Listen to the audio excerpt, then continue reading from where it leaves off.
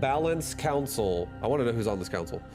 On 5.0.14. Greetings from StarCraft Community Balance Council. After 7 months since last patch, we're happy to present the next major multiplayer balance update featuring 14 changes for 14 units and 10 buildings, as well as 2 new abilities. We feel that the previous 5.0.13, I don't even know what was in there, so like realistically, I can't remember. I didn't play it, so I don't have no reference there. That patch has mostly achieved its goals, fixing community pain points around window mines and cyclones, and slightly helping Protoss players in early and mid game against Terrans. However, the current patch has a couple more of ambitious goals outlined below.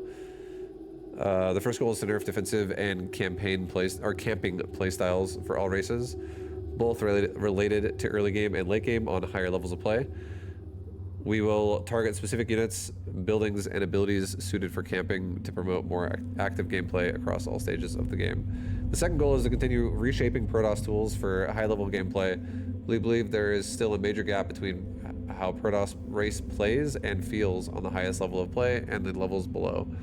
Current set of changes aims to make Protoss race slightly more efficient with the strongest and smartest execution, while helping Terran and Zerg players against Protoss on the lower levels. The third goal would be to provide strong playstyle alternatives for various matchups. Zergs might be now better equipped to use ground-based armies against mass air strategies, and some of the Terran mech units are now more efficient in harassment or certain straight-up fight scenarios. Lastly, we would like to continue adding overall gameplay and quality of life improvements viable across all levels of play. We would like to thank everyone for providing your feedback for all previous community patches, and we hope that the set of changes below will also be actively discussed and tested on the PTR server to help us evaluate their influence. Nexus, shield battery overcharge ability removed. Okay, new ability, energy overcharge. Energy overcharge costs 50 energy and recharges 100 energy of the targeted allied unit or structure with a maximum range of 8. Okay, so you can just get like free force fields, or free, early game it's gonna be force fields, and late game it'll be like Psionic Storm. Something like that. That's definitely, I'm gonna tell you right now, that's more micro focused. I feel like genuinely, if I had to give my opinion here, I think that's a good change. I think battery overcharge is a little silly. Shield batteries are just like self microed, and that's like super duper power of defense. You don't even micro it yourself. The most you micro it's like, oh, I'm gonna save that structure for a second, or something like that. Shield battery, shield and HP increased from 150 to 200. They made shield batteries stronger to compensate with the nerf that they got massively right there. So they're a little harder to kill now. That does make shield batteries stronger late game when you have like just your expansions having battery cannon or something. Colossus, shield and HP changed from 150 200 to 100 250, so it has less shields, more health, so things like EMP aren't as good against it. With no battery overcharge, having more shields is no longer crucial for key Protoss units like Colossus. Instead, having more HP will help. It'll be helpful against EMP in Protoss versus Terran matchups, and will also be more rewarding for armor upgrade investments. Yep, true. Tempest, supply cost is reduced by 1. Damage point decreased from 0.119 to 0.08.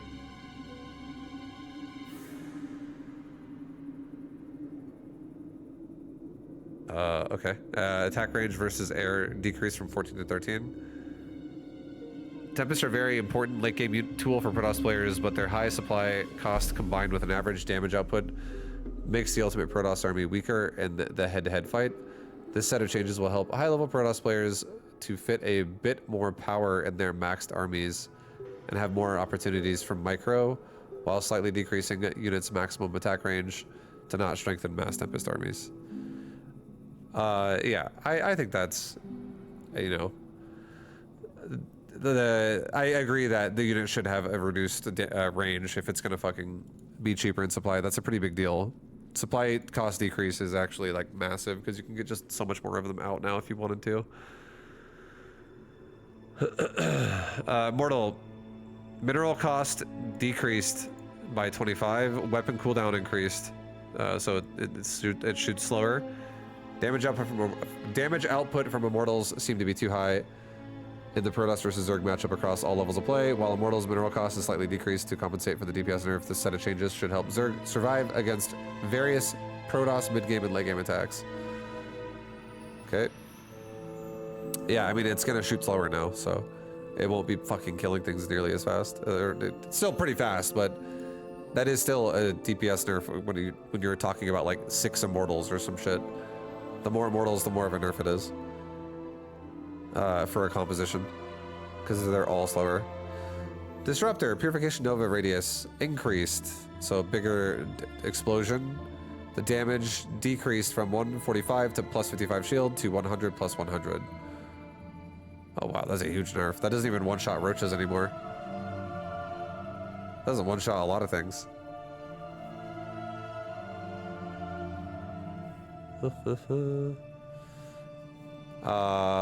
Yeah, I feel like, but again, that still is really good versus Protoss though. But now it'll still one-shot like all gateway units for Protoss. There's not even a Zealot will die.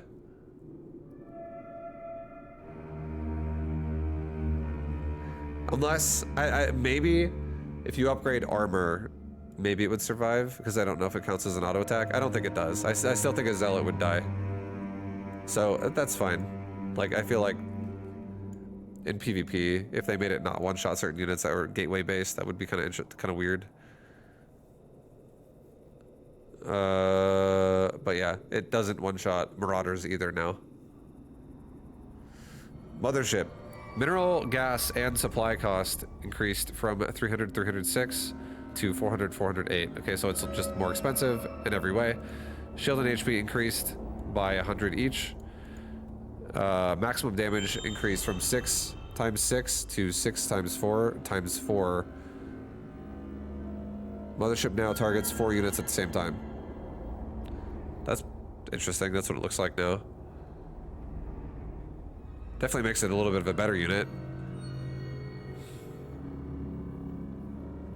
Yeah, it actually can do like decent damage in your army now. But yeah, it's not like insane damage, but it's definitely better. Terran changes. Bunker, missile turret, sensor tower. Salvage ability added for missile turret. Holy fucking shit. Really? Okay, this is a very big change, I feel like. A lot of these, like, so is the shield battery change. A lot of these other changes are a little bit like tweaky for units, but the shield and this attack is, the mothership still is like a glorified fucking paperweight. So I don't want it to sound like, even though that is a big change to the mothership, like not every game's gonna have one, and it's not like this unit's gonna solo a 200 supply army by itself. So it's whatever.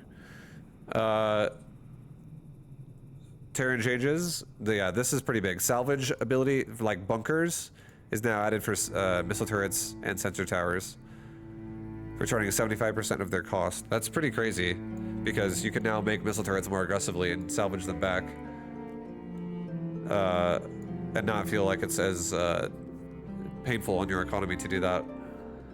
This change allows Terrans to be more efficient while moving from one base defense point to another, while at the same time increasing their overall investment in early game.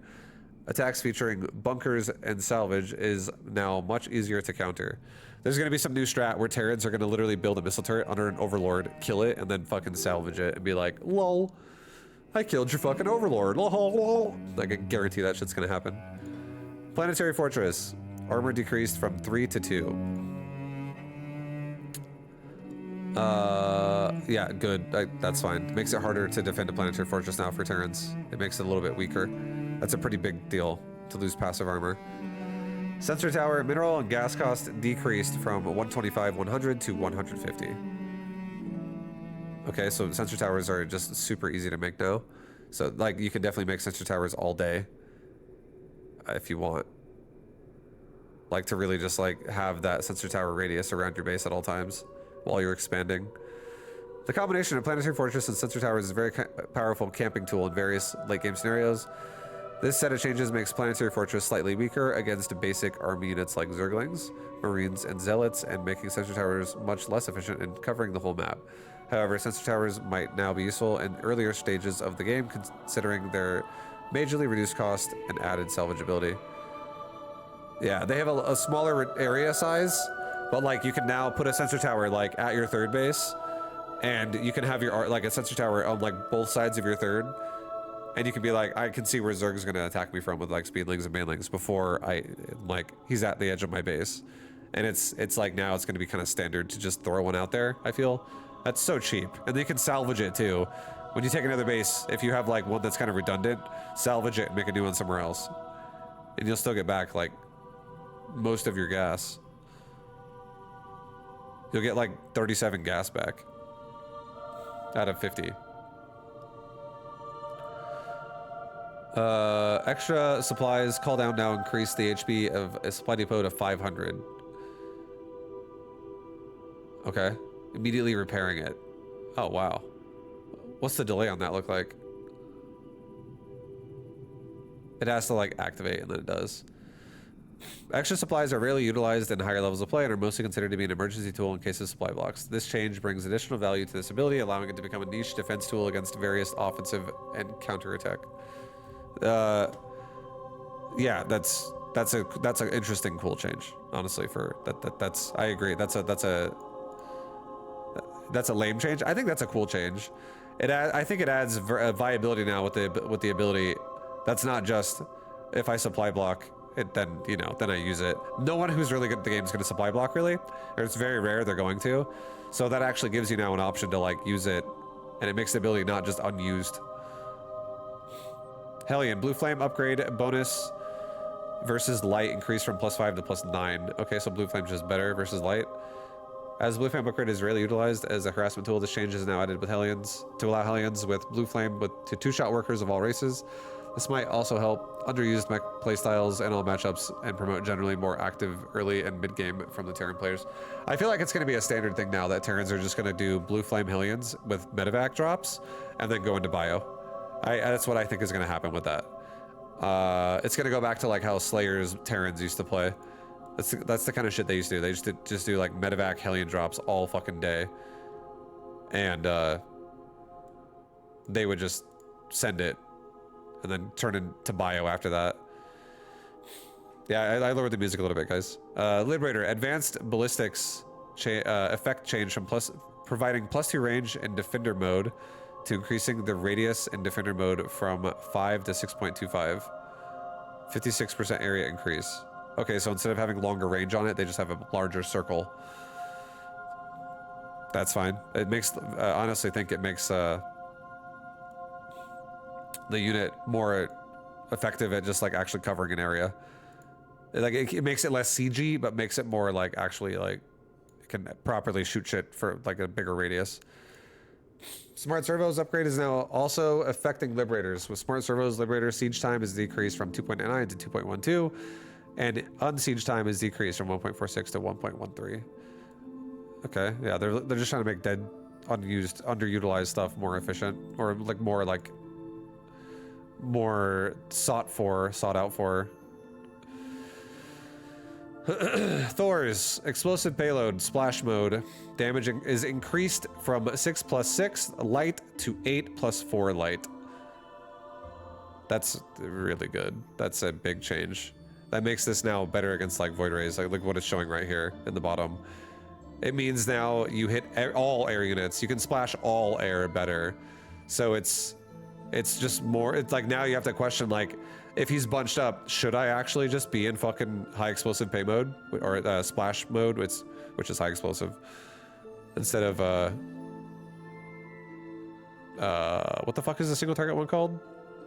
I can't remember. It's been so long.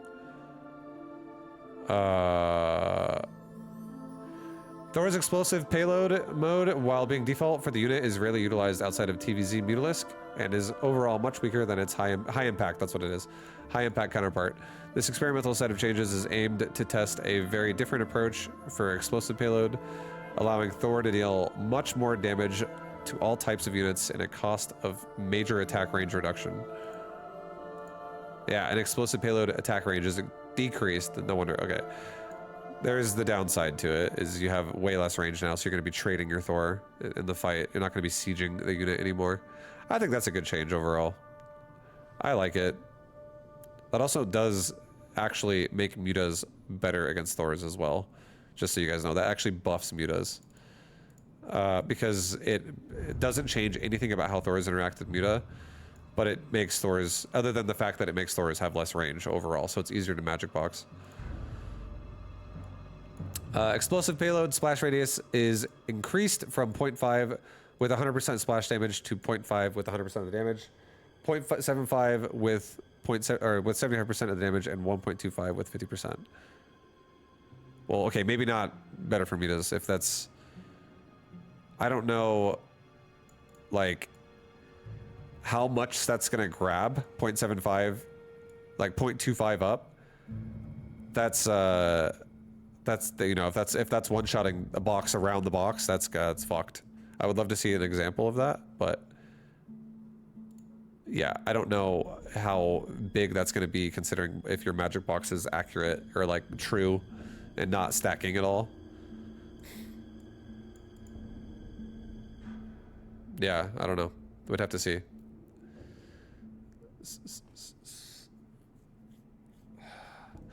Even with Magic Box, doesn't the increase in splash hit a ton more mutas? Yeah, it might, but I actually don't know if 0.25 is enough to, like, if 0.75 overall is enough to actually hit perfectly spread mutas. Yo, Mickey, thank you for the thoughts. Yes, I can now go back to full-time SC2 streaming. Yay! Fuck yeah! Queen, mineral cost increased from 150 to 175. Okay, I think that's fine. Queens are so good. Hatchery, mineral cost decreased from 300 to 275. Okay. That'll make it easier to expand without probes getting in your fucking way. Spine crawler, build time decreased from 36 to 32. Damage increased from 25 plus 5 to just 30. Okay. Damage increased from 15 to 20 for spore crawlers, and HP decreased by 100. That's huge. That's fucking that's so good. That's so good. I can't even begin to tell you how good that is. Holy fuck, that's so good. That's gonna just get shit out of your base so much faster. Like if you have like a BC teleports in, you're gonna pump that shit quicker. Sure, it can die faster, but if you have or like if you have like Protoss that's going for like you need to have multiple spores covering your base, this is Mass Phoenix or something. It's so good. That's such a strong change for the spore crawler. Yeah, I feel like as a Zerg player, I like that. That makes me feel good. Hydralisk, move speed on creep with muscular augments upgrade decreased from 5.11 to 4.83. Okay, so Hydras are nerfed a little bit, unfortunately. They go a little bit slower. New ability added, Dash. Dash is researched in Hydroden, requires Hive. The upgrade costs 100 minerals and 100 gas, and it takes 64 seconds. And when Dash is an active, non-targeted ability with 10-second cooldown. Upon its use, Hydras receive 60% move speed bonus for 0.71 seconds. So it's like, yeah, it's like stim pack for a Hydra. Okay, that sounds fun. I'm not gonna lie, that sounds fun. That actually sounds like it's more micro-oriented. The idea of this ability is to add more micromanagement potential for the key Zerg unit against mass area of effect damage spells like Sonic Storm and Purification Novas. Combined with other changes like Microbial Shroud, this ability might unlock alternative ground-based Zerg playstyles against Protoss late-game army compositions, without giving too much base power to the unit. Move speed on creep with muscular augments upgrade is slightly reduced to make sure Terran and Protoss harassment tools are not nerfed, with this ability being added. That's a cool change. I feel like that's a nice change. I do like it overall. Infestor, Microbial Shroud. Mom Capitan, thank you for the gifted sub to Twitch Wilson. Twitch Wilson, you don't have ads anymore. Beautiful, beautiful time. Thank you very much, Mom Capitan. Infestor, Microbial Shroud is now sticking to units, providing them with its effect for 3.6 seconds while off the shroud. Despite being very strong on paper, Microbial Shroud is widely used in Zerg versus Protoss, is not widely used in Zerg versus Protoss late game, mostly due to units under Shroud being vulnerable to area of effect damage spells. Yeah, like fucking Psionic Storm. It sucks. With the Shroud sticking to units for 3.6 seconds outside of the actual Shroud area, Zerg players are now able to micro more freely while still enjoying the benefits of this Infestor ability. You just gotta like, you know, put it on your units and then spread out, and then you can take a fight for 3 seconds. And then you can dip back into it when the storm's over.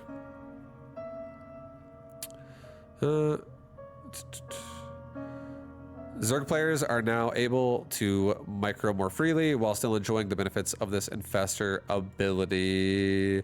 Ultralisk. While moving, Ultralisk is now able to push allied units aside. We feel that previous Ultralisk size, attack, and cost changes were helpful to improve the state of the unit, but this additional change should help the Zerg players across all levels to better utilize Ultralisk strengths, avoiding cases where Ultralisk were stuck behind other allied units. This is true, and if I were to make another BDGM for this game, this is a unit I would now use more. I'm not gonna lie. That is literally this unit now is going to be much more usable for a lower level player. Like, this is probably what you should be making if you're like below diamond. It's like the new Thor for Zerg. Now you just need Hydras behind it. Broodlord. Broodling HP is increased from 20 to 30. Broodling weapon cooldown decreased from 0.57 to 0.46. Fixed the bug which prevented Broodlord from dealing full damage while shooting from the maximum distance.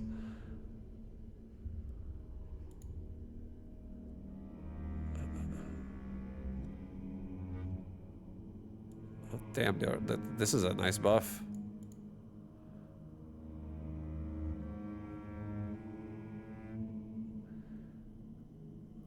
Yeah, it seems like Broodlord's just got a lot of love too. Broodlords also are great. The Hivetech just got a massive fucking, you know, massive hug from the balance team here. Developer comment: Broodlord seemed to lose too much power in head-to-head fights after its previous set of changes. The Broodlord changes are now reverted, which combined with the bug fix should help the unit to perform better in various late game scenarios. That's a big change for Hivetech Zerg, for real. Zerg's Hivetech now is a lot more viable than it was before. Microbial Shroud, I'm just going to throw this out there. If you're not Masters League, this Infestor change does not apply to you. Like, or anything above that. If you're a Masters or above, then you can say that you can use this. But if you're Diamond or below, I'm telling you right now, you should not use that. Don't use that. You're gonna hate your life. It requires a lot of micro, and you're not gonna be able to handle it if you're diamond below. Especially the more below you get. Hydralisk changes are solid. Spore color, spine color changes are good. Your static D is better as Zerg now. Hatcheries are easier to make now, so you are less likely to get blocked in the start of the game from probes or SCVs, or even another drone for that matter. Queens are definitely nerfed, but I feel like the only real strat this really nerfs is people who go mass queen. And I feel like that is a thing. It makes queen all-ins harder to do, and it makes also like just making mass queens against like Terran a little harder to do. But for like standard macro play or like, you know, light queen play, this is a huge buff for Zerg. Thor change seems insanely good for A move potential. Seems like a really good change overall. LiRator change, honestly, seems like a good change overall. It's very technical to kill a spread of LiRator, and I feel like circles being bigger it does give you a little bit more of a chance to like maybe kill the LiRator as an opponent if the LiRator guy is like AFK, because now they have a slightly bigger chance now to maybe get like kill a closer LiRator because it's 2 range less away. But the circles are bigger, so it's going to be harder to maneuver around that, and it'll fuck you up. Hellion change is really strong. I feel like Hellion openers are going to be standard openers now, where it's going to be like blue flame is going to be normal, and then you switch back to like a barracks tech lab, or you just switch that factory into like making tanks after that, if you want to, and you have a second factory just making Hellions, and you just keep doing Hellion drops. It's like, it'll be like the new fucking Widowmine drop, or it's another choice. It's very strong. That is a super strong upgrade for the Hellion. Orbital command. That's an interesting change. I think that's just going to make it harder to all in Terrans now. Sensor tower, that's an interesting change. That'll actually change gameplay. I would say this obviously is good for higher level play, but I feel like if you're a lower level player, probably doesn't really matter, because if you don't have army, you're not going to have it to to move it in the right spot anyways. This definitely is more technical, I would say. This is a technical upgrade. So if you're probably like, I'd say this is like diamond. If you're like diamond player, maybe platinum, you could probably start handling this a little bit, but you shouldn't even worry about it if you're below that, just because it's really not going to do anything for you if you don't even know how to macro at all. This is actually a very interesting change. That's super sick. I think that's a really a fun change for Terran. You can now be way more aggressive with your static D as Terran. Like, it's now like the same thing as Zerg, where you can like uproot it with uproot. You can move it around with Terran now.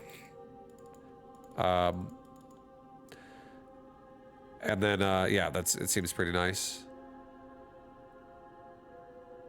Mothership is a little bit stronger now. I could totally see some people doing some more Mothership memes, and it actually could like do more than it did before. But I don't think this is actually that big of a deal. Like, it's definitely better than it was before. I don't want to make it sound like it's shit. It's definitely better than it was before, but there are plenty of ways where you can kill a Mothership, and it's not gonna like make it. It's not gonna make the Mothership suddenly like not die in those situations. Like, if I abduct a Mothership, it's still gonna die. Disruptor change is a strong change for the Disruptor. I feel like that makes this unit better for real. Like, it just makes its radius even easier to hit now, so Disruptor shots are going to be real. Immortals are worse than they used to be by a little bit. I feel like that's appropriate, just like with Queens. I feel like massing Immortals was kind of silly. I don't think it should be as good as it was, so I feel like nerfing them also makes a little bit of sense. The Tempest change, really, I feel like it makes it easier to make them now. Doesn't feel like you're like committing to them as hard as you were before. So I feel like that's fine. It's just easier to mix them in your army now. I think it's fine. Colossus, this is a overall good change for how making the unit survive more, because you have armor affecting more of your shit now. You'll have less EMP health. And then shield battery change was interesting as well. I feel like or no, not the shield battery. Sorry, the fact that they took away energy overcharge. It was interesting, and then this seems appropriate for like. I feel like this might seem really annoying for late game. Like, it's gonna definitely make Protoss late game even stronger, but I feel like it's gonna be interesting to see how this plays out for early game all-ins. It definitely is more of a skill check now. So if you're Protoss, you now have to be a little bit better at the game to not die to early all-ins. You can't just hit the button on a fucking shield battery and just be like, I win now. You have to run away. You have to actually micro a little bit. You have to like use a spellcaster. So I think that's a great change just for like game fun factor. Overall, I think it's a good patch. I think the balance people whoever that is, I give it my vibu stamp of approval. I think these are a lot of fun changes. I think this takes a lot of things from the game and makes things more viable that were not as viable as before. And I feel like you're definitely going to get a little bit of different metagame now going on at different levels of play even. I feel like now though as well, I'm just going to throw it out there, like this Hydralisk change alone with the Infestor thing, I'm just going to throw it out there. You're going to see people like like people like Cyril and people like Raynor doing shit with these units that you will not be able to replicate. It's just going to happen. So just because you're going to see like high level pro win Zergs doing Hydra Infestor shit to deal with stuff, and like doing crazy Hydra plays as well, like it doesn't mean this unit's bad if you don't do that, but it does mean that you might be better off doing something like, let's just say, making Corruptors instead of trying to go Hydra Infestor versus certain things. Because correct me if I'm wrong, but Microbial Shroud is an air to ground thing still. I'd have to look again. I am under the assumption Microbial Shroud reduces the damage that air unit does to a ground unit by 50%, not a ranged unit. But maybe it's a ranged unit now. I don't remember. I don't know if they changed it. But if it's ranged units all together, then that's also insanely good. But I'm pretty sure it's air. Like, this is now, like, you can go Hydra Infestor against mass carriers and then have Microbial Shroud while running out of Storm. That's more or less what this is saying. So if you're not, like, a fucking pro gamer, you're going to have a really hard time trying to recreate what a pro gamer can do with these two units. But anyways, yeah, I think it's overall a good patch. I think it's for if you're still playing StarCraft 2, you're grinding it out. I feel like this patch is good. I feel like this patch makes the game seem like it would be more fun, just to play it. I would definitely enjoy it if I was gonna grind it out. Am I gonna grind it out? Probably not, just because Battle Aces is so close, and I really think Battle Aces is actually pretty fun right now. I might look at the game a little bit more. You know, it's always a possibility. It would be fun to play in a new patch. But yeah, I just hopefully quell anyone who might be, you know, frustrated if I don't say this or whatever. Does this mean I'm coming back to StarCraft 2 now? No, I'm not going to come back to StarCraft 2 for this necessarily. But I think it's a good change, and I might play it a little bit. There's always a chance of that, but I'm definitely not going to come back and just play the game again for a patch. But this patch is more than I would have ever expected, honestly. So kudos to the people who are still in the StarCraft scene getting a patch out of Blizzard like this, honestly. But yeah, fuck yeah. Good stuff. Good stuff, guys.